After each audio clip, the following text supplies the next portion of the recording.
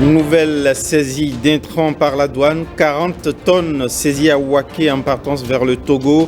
Les coupables seront poursuivis. Le dispositif officiel de veille contre la sortie frauduleuse d'intrants subventionnés est à l'œuvre. Et puis, diffuser de fausses informations pour susciter la psychose est punissable. La police républicaine réagit aux rumeurs d'infiltration de djihadistes au Bénin. On verra les risques encourus par les auteurs et complices avec un officier de police sur ce plateau. Ça bouge dans le secteur agricole. Le programme de mécanisation se consolide avec la formation d'ouvriers spécialisés en assemblage. Pendant que le palmier à huile bénéficie d'un programme ambitieux de relance, on ira au lancement à Sakété.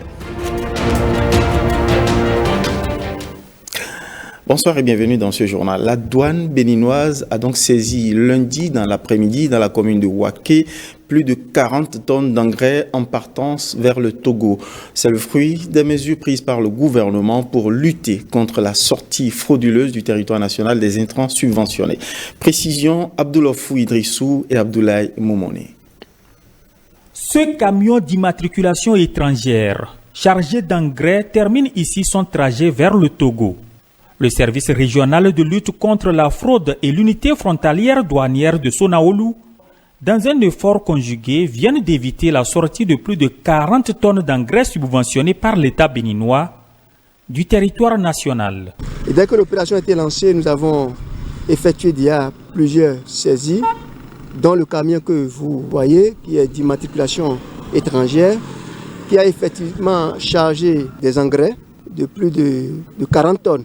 Destiné à la production agricole, subventionné par l'État, mais qui malheureusement est en train d'être détourné vers les pays voisins.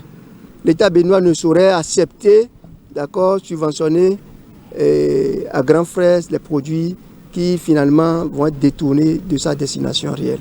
Il est revenu au ministre d'État chargé de l'économie et des finances, M. Romiad Wadaï, et au directeur général des douanes, que des intrants, des engrais, qui sont des produits subventionnés par l'État béninois, sortent frauduleusement du territoire national en violation des dispositions légales et réglementaires. Dès lors, l'autorité douanière, qui est le directeur général des douanes, a tenu une séance de travail avec tous les chefs services régionaux de lutte contre la fraude et les directeurs régionaux à l'effet de renforcer les contrôles sur l'ensemble du territoire douanier béninois et en particulier de définir et de mettre en place la stratégie appropriée pour appréhender tout cas de sortie de ces engrais qui sont des produits subventionnés. Après plusieurs séances de sensibilisation, l'administration douanière appelle une fois encore les populations à la collaboration. Cette sortie frauduleuse est constituée comme une infraction douanière prévue aux articles 467 et 472 du Code des douanes est considéré comme un détournement de marchandises de sa destination privilégiée.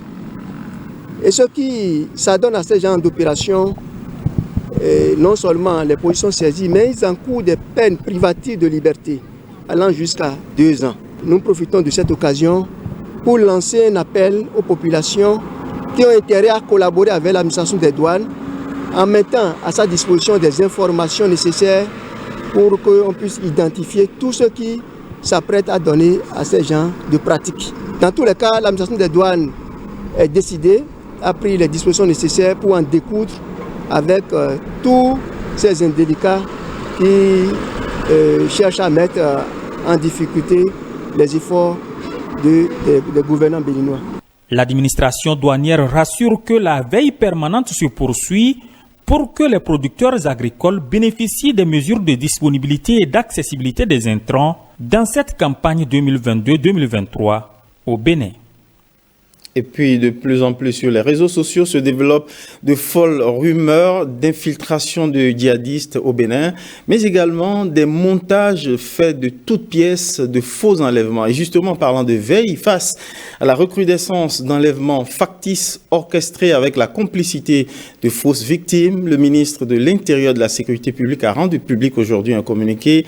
C'est à l'occasion d'un point de presse. Il s'agit de mettre surtout en garde les auteurs et complices de tels agissements. On écoute le ministre Alassane Seydou au micro de Lénaï Agbazaou et de Daniel Ada. Depuis 2019, il se développe dans notre pays une nouvelle forme de criminalité qui consiste à procéder à l'enlèvement de proches, de responsables politico-administratifs ou de personnes fortunées avec exigence de paiement de rançon avant leur libération. Le gouvernement de la République du Bénin s'est dès lors évertué à éradiquer ce phénomène en dotant les unités spécialisées de la police républicaine de moyens logistiques et techniques subséquents. Mais depuis quelques mois, la tendance baissière observée commence à laisser place à une résurgence du phénomène avec un indicateur majeur qui découle de l'étude des cas. Il s'agit de l'orchestration des enlèvements par la plupart des prétendues victimes pour y tirer un profit financier en partageant la rançon payée par leurs parents avec des ravisseurs factices. En définitive, il n'y a aucun doute que la recherche du gain facile amène une frange de nos concitoyens à se départir des règles morales pour adopter des comportements déviants du genre. Pour assurer le calme et la sérénité nécessaires au développement socio-économique de notre pays, la police républicaine, en liaison avec les autorités judiciaires, ne ménagera aucun effort pour débusquer les citoyens indélicats qui s'adonnent à de telles pratiques. C'est pourquoi je voudrais inviter toute la population à une franche collaboration avec les forces de sécurité publique en dénonçant tout comportement suspect dans ce domaine, afin que leurs auteurs subissent la rigueur de la loi. Voilà donc l'avertissement lancé par le ministre de l'Intérieur, votre autorité de tutelle. Je l'annonçais, je suis sur le plateau, un officier supérieur de la police républicaine, le commissaire principal de police, Denis Kadoupé-Ogan. Bonsoir. Bonsoir, monsieur le journaliste. Donc ça, c'était les avertissements lancés par le ministre à ceux qui orchestrent de faux enlèvements et qui diffusent ce genre de manœuvres sur les réseaux sociaux. Mais il y a également les folles rumeurs d'introduction, d'infiltration de djihadistes sur notre territoire national. La première question que je vais vous poser, est-ce que vous avez pu cibler déjà des pistes, arrêter des auteurs ou complices de ce genre de diffusion de fausses rumeurs? Merci, monsieur le journaliste. Mais avant tout propos, je voudrais que vous me permettiez de donner lecture du communiqué officiel de la police républicaine. Très bien. À ce sujet. On le rappelle, oui. Communiqué de la police républicaine. Il circule depuis quelques heures sur les réseaux sociaux une information faisant croire à l'entrée sur le territoire national de terroristes et demandant aux populations de restreindre leurs activités quotidiennes, notamment en évitant de sortir entre 18h et 6h du matin. La Direction générale de la police républicaine apporte un démenti formel à la dite information et demande aux populations de vaquer librement à leurs occupations. Elle rappelle aux instigateurs, auteurs et autres relayeurs des dites informations qu'ils subiront les rigueurs de la loi. Les investigations sont d'ailleurs en cours pour les démasquer où qu'ils se trouvent. En tout état de cause, le directeur général de la police républicaine exhorte la population à ne pas céder à la panique et à communiquer à ses services toute information relative aux auteurs des fausses informations. Il rassure par la même occasion les populations que ces services veillent à garantir leur sécurité en tout temps sur toute l'étendue du territoire national. Fait à Cotonou, le 31 mai 2022, ce communiqué est signé de l'inspecteur général de police de 2e classe, Soumaïla Alabi Yaya, directeur général de la police républicaine. La question qu'on peut se poser aussi, mon commissaire, c'est de se demander, en fait, quelles sont les intentions, les buts visés par les auteurs de telles pratiques? Monsieur le journaliste, c'est là où le bas blesse. On se demande pourquoi les réseaux sociaux qui sont destinés à nous faciliter la vie, à rapprocher les hommes, à permettre le développement, doivent être utilisés à ces fins-là. Seuls les auteurs savent les tenants et aboutissants. Le plus important pour nous, qu'est-ce que nous faisons pour mettre ces gens-là hors d'état de nuire? Très bien. La loi sur le numérique, je veux parler de la loi 2017-20 du 20 avril 2017 portant Code du numérique en République du Bénin, a prévu les sanctions en cas de diffusion de fausses informations. Et c'est important de le souligner parce que, en dehors des auteurs ou instigateurs, les relayeurs de dites fausses informations sont punis de la même peine. Et ce n'est pas seulement des peines d'amende, c'est des peines d'emprisonnement. Donc, il va falloir que chaque citoyen, avant de relayer une information, puisse savoir qu'elle devient, à partir de ce moment, cette personne qui relaie une information, une fausse information, devient co-auteur de l'infraction issue de ce fait-là. Et c'est pour ça que nous disons que si l'information s'arrête au niveau de l'auteur, vous comprenez qu'il n'y aurait pas psychose. C'est le fait de relayer ces informations-là qui amplifie, et ça peut donner lieu à des troubles à l'ordre public, ça peut donner lieu à beaucoup d'autres. Ça crée de la panique. Voilà. Et donc ça perturbe la sérénité des paisibles citoyens. À bon entendeur, salut, commanditaire, co-auteur ou relayeur de ces fausses rumeurs, eh bien, des peines de prison très lourdes vous attendent. On est suffisamment avertis. Merci d'être passé pour porter également cet avertissement à ceux qui se rendent complices ou auteurs de ce genre de manipulation d'opinion. Merci à vous, monsieur le commissaire. Merci, monsieur le journaliste, et bonne soirée. On a la chance d'avoir également en direct sur ce plateau un officier supérieur de la douane en la personne de Lauro Marcelin, chef service de la lutte contre la fraude atlantique littorale. On a diffusé une arrestation d'une cargaison frauduleuse d'intrants 40 tonnes saisie à Ouaké. Comment se déploie votre dispositif de veille de surveillance mis en place par le gouvernement? Merci. Tout le territoire. Merci, monsieur le journaliste.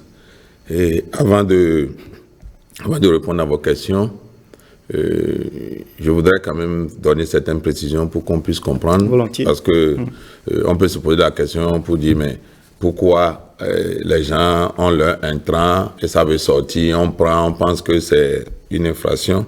D'abord, il faut préciser que... C'est de l'intrant subventionné. Oui, voilà. Le gouvernement a été très clair. L'intrant subventionné par le gouvernement béninois au profit des producteurs béninois ne doit pas franchir les frontières. Il n'y a pas que les intrants. Dans le code des douanes, tout produit subventionné, tout produit dont le gouvernement a mis les moyens, si c'est exonéré ou pas, il n'y a pas que les intrants. Quand vous le sortez, on appelle ça un détournement de marchandises de sa destination privilégiée. Tout à fait. Et c'est puni par le Code des douanes. Parce que vous savez, le Code des douanes régit tout ce qui est mouvement des marchandises. Donc, c'est que ce soit tout produit subventionné par l'État, sorti frauduleusement, est puni par la loi. Est puni par la loi. Très bien. Parce que la subvention, c'est pour le Bénin, ce n'est pas pour chose-là. Donc, je reviens à votre question. Que cela soit clair dans les esprits. Voilà. Très bien. Je reviens à votre question rapidement. Au fait, c'est des informations qui étaient parvenues au ministre d'État, chargé de l'économie et des finances, faisant état de ce que les intrants sortent du territoire national. Il a instruit l'autorité douanière, c'est-à-dire le directeur général des douanes, qui a réuni les chefs des services de lutte contre la fraude pour nous demander de mettre en œuvre quand même une stratégie qui permet d'appréhender ces cas de sortie frauduleuse. Et je crois que la réunion a eu lieu le vendredi, et déjà dès vendredi, nous avons fait une mobilisation générale au niveau du territoire national. Ce que je vous dis, c'est au niveau de tous les départements du territoire national du Bénin. Il y a une stratégie qui est mise en place déjà sur les renseignements, sur nos stratégies communes. Je ne vais pas vous donner cette stratégie parce qu'on est devant la télé. C'est pour vous dire qu'aujourd'hui, bien que nous soyons en train de surveiller le mouvement des autres marchandises, parce qu'après tout, il faut sauvegarder les caisses, les intérêts du trésor public, nous avons mis en place une stratégie aujourd'hui qui nous permet de savoir tous ceux qui font ces genres de commerce. Et ceux-là, en réalité, seront sanctionnés conformément aux rigueurs de la loi. Et les dispositions qui sanctionnent ces pratiques sont claires et nettes. Tout à l'heure, si vous voulez, je vais vous lire, parce qu'il faut que, en voulant poser des actes, les gens sachent ce qu'ils posent. Même les propriétaires des produits. C'est-à-dire que, par exemple, vous, c'est votre produit, vous avez dédouané. Si vous vendez ça, vous vous rendez complice. La loi vous prend parce qu'à partir du moment où vous tirez un profit, absolument. À partir du moment où vous tirez un profit, ça veut dire que vous êtes complice. Vous participez à la fraude et c'est souvent en dehors de l'argent qu'il faut payer, oui. Vous serez, les peines, c'est emprisonnement ferme de 6 mois à 2 ans. Donc, tout à l'heure, c'est assez clair, 6 mois, 2 ans, oui. C'est quand même... Si vous voulez, avant que vous ne peut-être me posez d'autres questions. Non, c'est l'essentiel. En fait, c'est surtout de lancer un signal très fort à ceux qui se rendent complices ou auteurs de ce genre d'actes frauduleux. Oui, ce n'est pas dans vous donner l'exemple des machines agricoles qui sont exonérées. Vous avez votre machine agricole, vous sortez ça, vous vendez, vous êtes en infraction. Oui, parce que les machines agricoles sont subventionnées aussi. Voilà. Donc, en réalité, je voudrais, vous me permettez, je ne vais pas, pour qu'on ne dise pas que j'invente, je vous lis rapidement, ce n'est même pas long. L'article 59 du Code des douanes. Oui. On appelle ça, dans le technique douanier, exportation sans déclaration. Et l'article 459 du Code des douanes est clair. C'est emprisonnement de 6 mois à 2 ans et une amende comprise entre 1 et 2 fois la valeur de l'objet de fraude. Il y aura aussi la confiscation du moyen de fraude et la confiscation des moyens de transport. Et s'il y a d'autres objets qui se trouvent avec cette marchandise, tout est saisi, confisqué. Tout Donc, est saisi. En réalité, c'est une sanction lourde. C'est une sanction lourde. Et c'est parce que peut-être les gens ne savent pas à quoi ça donne qu'ils font ces genres de pratiques. Mais c'est pour vous dire que désormais, c'est le bras de fer. En ce qui concerne les intrants agricoles, spécialement, c'est un bras de fer. Désormais, il y a synergie d'action et la lutte sera continuelle. Tant qu'ils ne vont pas laisser, je crois que l'administration des douanes aussi ne sera pas fatiguée. Et vous travaillez d'ailleurs en synergie avec la police. La police, puisque tous les corps constitués, nous travaillons ensemble, nous travaillons toujours ensemble. Oui.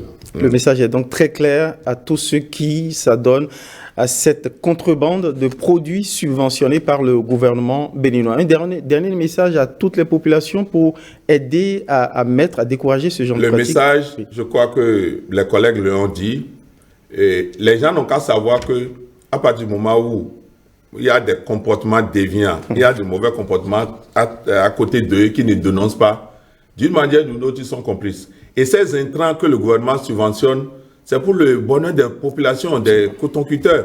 Maintenant, si les gens, parce qu'aujourd'hui, on a besoin de l'argent... Pas des cotonculteurs, de tous les producteurs. De tous les Béninois. Si le gouvernement fait l'effort, et au niveau où les autres pays qui ont même de moyens plus que nous sont en train de chercher les intrants, et ils envient le Bénin, que l'effort que le gouvernement fait, que les gens dévoient ça pour autre chose, je crois que nous autres, notre rôle, c'est de surveiller le mouvement des marchandises, et désormais, même un seul kilogramme d'intrant qui sort aura de sanctions. Sera passif de poursuite. Merci beaucoup. On peut résumer et dire que ces manœuvres de contrebande de produits subventionnés au Bénin, on peut ravaler ça à un crime économique. Merci beaucoup d'être passé. Merci de rester en notre compagnie pour suivre ce journal, 1 an de mise en œuvre déjà du programme d'action du gouvernement. Depuis ce lundi, le deuxième mandat bien sûr, depuis ce lundi, vous l'avez sans doute remarqué sur la télévision nationale, le gouvernement en action se présente à vous avec comme premier bilan celui du ministère des Affaires sociales. Que retenir de ce premier plateau de la série 1-1 PAG2, l'essentiel dans ce reportage. Le mandat placé sous le sceau du hautement social est à la loupe après 12 mois d'exercice. Pour le bilan de son ministère, Véronique Tony-Fodé démarre par une clarification. Ce caractère hautement social, c'est vraiment d'assurer le bien-être collectif et individuel, et en particulier aux plus vulnérables. Donc cela veut dire concrètement, c'est de permettre aux plus vulnérables de sortir progressivement de leur situation de vulnérabilité. Donc par des actions, des programmes bien structurés. Au nombre des programmes se trouve le projet d'assurance pour le renforcement du capital humain Arche. L'assurance maladie reste aujourd'hui la branche en pleine phase de généralisation. Aujourd'hui, nous pouvons dire que nous avons déjà eu à distribuer plus de 300 000 cartes biométriques. Dans les 4 mois à venir, nous ambitionnons de pouvoir ouvrir l'assurance maladie dans toutes les communes du Bénin. Et cela a permis déjà à plus de 7000 de nos concitoyens de se faire prendre en charge gratuitement dans les centres de santé. Plus de 70% des pathologies, des affections, des interventions les plus courantes sont comprises donc dans le panier de soins.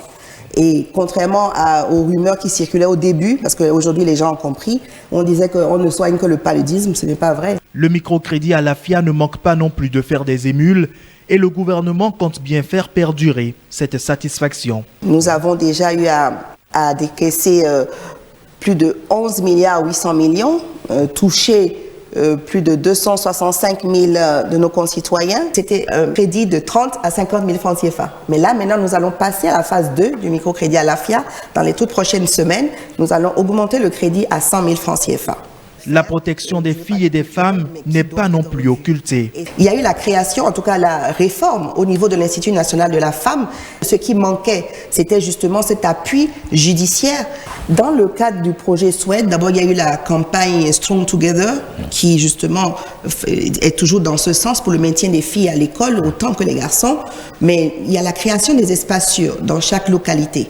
Pour les personnes qui vivent avec un handicap, déjà au niveau de nos écoles, nous avons des écoles qui s'occupent des malentendants, des malvoyants et qui s'occupent aussi d'une formation professionnelle pour ceux qui ont un handicap moteur, etc. Donc il y a cette partie-là, il y a toutes les bourses aux étudiants qui vivent avec un handicap. Le ministère des Affaires sociales est donc en phase avec le mandat hautement social.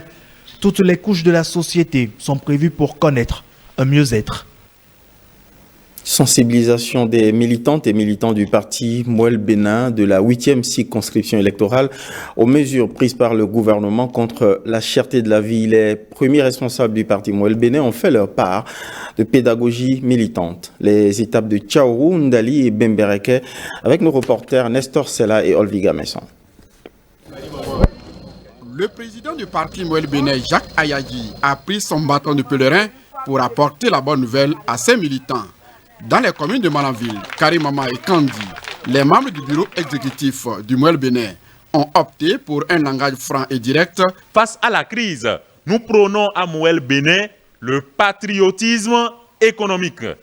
Et lorsqu'on parle de patriotisme économique, il est important que nous produisions ce que nous consommons et que nous consommons ce que nous produisons. Au détour de cette séance, le président Jacques Ayagi installe les coordinateurs d'arrondissement avec une nouvelle lettre de mission. Vous êtes des brigadiers pour aller attraper à partir de talons les commerçants véreux qui empochent les subventions et qui continuent par nous rendre la vie chère en nous vendant les choses chères. Non, il faut qu'on change et que nous pensons chaque fois que nous agissons à ceux qui sont autour de nous. Il faut qu'on pense à ceux-là. Et si on pense à ceux-là, nous n'allons pas avoir les moyens pour vendre l'engrais à 14 000 et quand même le vendre à 25 000. Voler 11 000 francs à l'État, ce n'est pas bien. C'est mauvais aussi bien pour ces commerçants qui vendent à 25 000 que pour ceux qui achètent. Ils sont tous des criminels. L'arme dont le SG a parlé, c'est le numéro 123. Et si vous appelez ce numéro 123 pour dénoncer ces commerçants-là, non seulement on va les prendre, mais on va prendre également ceux qui acceptent d'acheter les produits au prix plus cher que ce qui est fixé par le gouvernement. Nous promettons, en tant que brigade d'arrondissement, d'aller de hameau en hameau, pourquoi pas de ménage à ménage, pour transmettre ce message. La guerre contre les commerçants véreux est ainsi lancée par Mouel Bénin afin de soutenir les efforts du gouvernement qui lutte contre la cherté de la vie. Je l'annonçais en titre, redonner au palmier à huile du Bénin sa place perdue. Ambition réitérée à la 3e édition de la campagne nationale de plantation de plants de palmiers à huile sélectionnés. Lancement effectué à Yoko, arrondissement de la commune de Sakété, dans le département du Plateau.